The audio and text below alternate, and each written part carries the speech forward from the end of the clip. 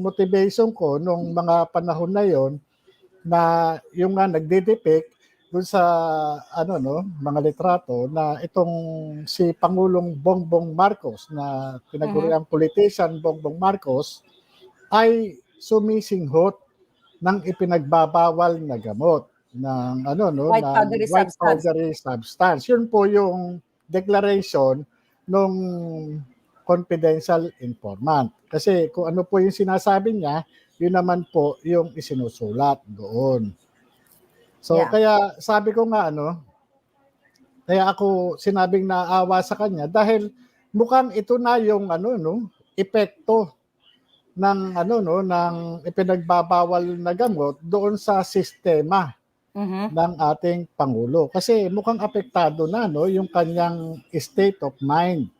Dahil nga siyempre illegal na droga at yun naman yung nakita ko at yung pinatutuhanan naman ng confidential informant, sabi ko nga dapat lamang siguro na sundin na niya yung panawagan ng ating mamamayan na siya ay mag-hair follicle drug test para patunayan niya sa taong bayan na yung resulta ng investigasyon na isinagawa ko ay walang katotohanan. Sir, kasi ang parang the fact na defensive itong si Marcos Jr., kasi ang dating sa akin na sinabi niya na para kayong jukebox, yung way niya na pagsagot doon, na parang ang dating sa kanya ay ikaw ang nagsabi na siya ay sumisinghot ng white powdery substance. Tama po ba? Yun yung dating na, tama ba? Parang yun yung dating sa kanya, so dinidefend niya yung sarili niya na hindi daw totoo. Hindi po.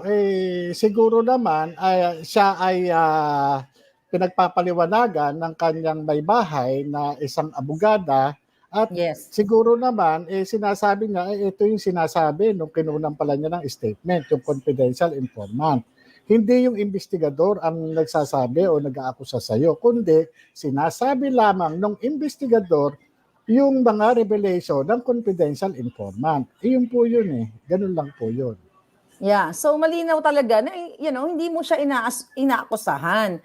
Sabi ko nga paulit-ulit, ikaw ay consistent na sinabi mo na nadamay ka lang dito dahil inilabas ko nga itong mga dokumento, yung pre-op at saka authority to op. So, nanindigan ka na hindi mo siya sinasabi na ikaw ang nakakita na siya ay sumisinghot ng white powdery substance kasama si Maricel Soriano. Ay, hindi po. Ako na-interview ko lang yung confidential informant na meron namang katibayan na ipinakikita. Although, ito pong patungkol doon sa litrato niya, at doon sa salaysay ng confidential informant ay subject ng validation. Kaya nga po mayroong authority to operate at saka pre-ops noong March 11, ito po yung to verify the veracity of the report na ni-reveal ng confidential informant. Sa katunayan, yung ilang detalye doon katulad nung nung address na sinabi niya na nakalagay doon sa sa deposition ng witness, ganoon din doon sa aking report, ay nagtutugma doon sa address doon sa Rizal Tower sa Rockwell. At ito ay talagang under oath po yung actress na si Maricel Soriano at kinumpirma niya na itong address na ito nag-e-exist sa naturang lugar at ito po ay pag-aari ni Maricel Soriano ayon po sa kanya. Kasi ang tira kasi, ang atake po kasi sa inyo, katulad ni Jinggoy at iba pa mga gustong magsalita sa issue na to. Lahat naman entitled na magsalita. Lahat ng Pilipino may karapatan na magsalita, magbigay ng opinion dito sa issue na ito.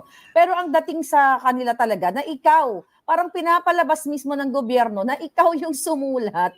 I mean, ikaw yung nakakita ng pagsisinghot ni Marcos Jr. Kasi based sa kanilang mga comments, saka even mga ibang na ang pinoproject nila sa taong bayan na si Morales sinungaling at si Marcos Jr. sometime o March 11, 2012 na sumisinghot ng pulburon. Yun yung gusto nilang sabihin sa taong bayan na ikaw yung naka-witness kaya sinasabi nila nagsisinungaling ka.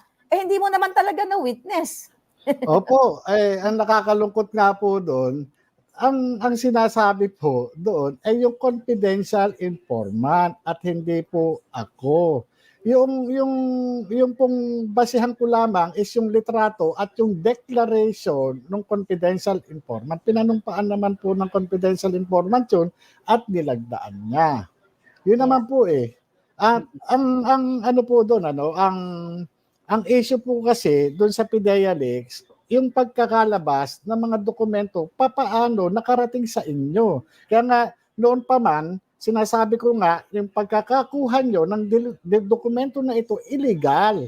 Ibig sabihin, maaari kayong makasuhan dahil nga illegal ninyong na-acquire yung dokumento, illegal na napunta sa inyo.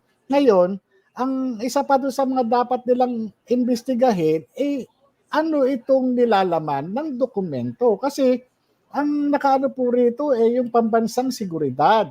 Dahil na-involve ngayon dito yung dating politiko na isang senador na ngayon ay Pangulo ng Republika ng Pilipinas. Kaya nga ito ay napakadelikado, lalo na kung hindi natin ma-address ito at hindi natin matutuldukan sa pagpapatunay na ang ating Pangulo ay wala ng impluensya sa katawan ng anumang illegal na droga. Yun lamang po yan eh.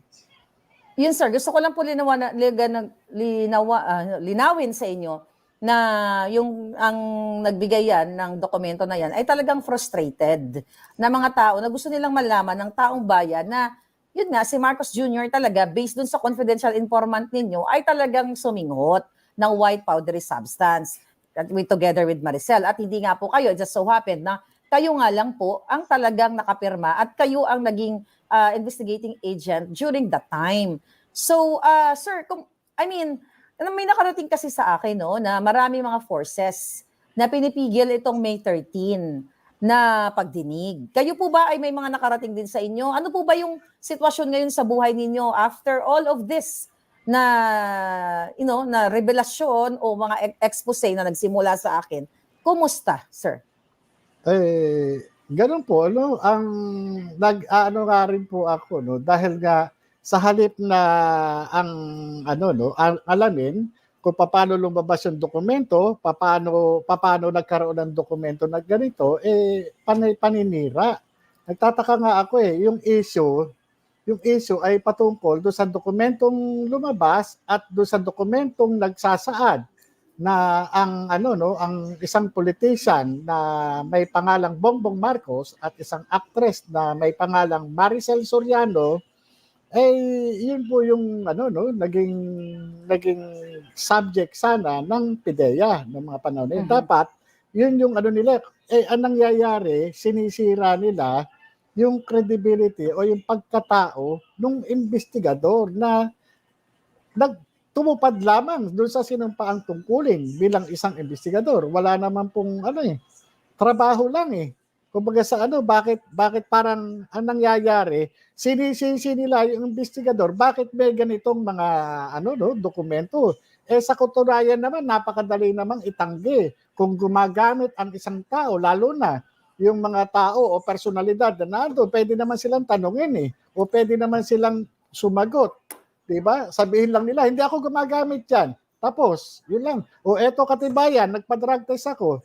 O malinis ako. Tapos, di ba napakadali kaysa sisirain nila yung tao na nag-imbestiga na wala namang kinalaman sa kanilang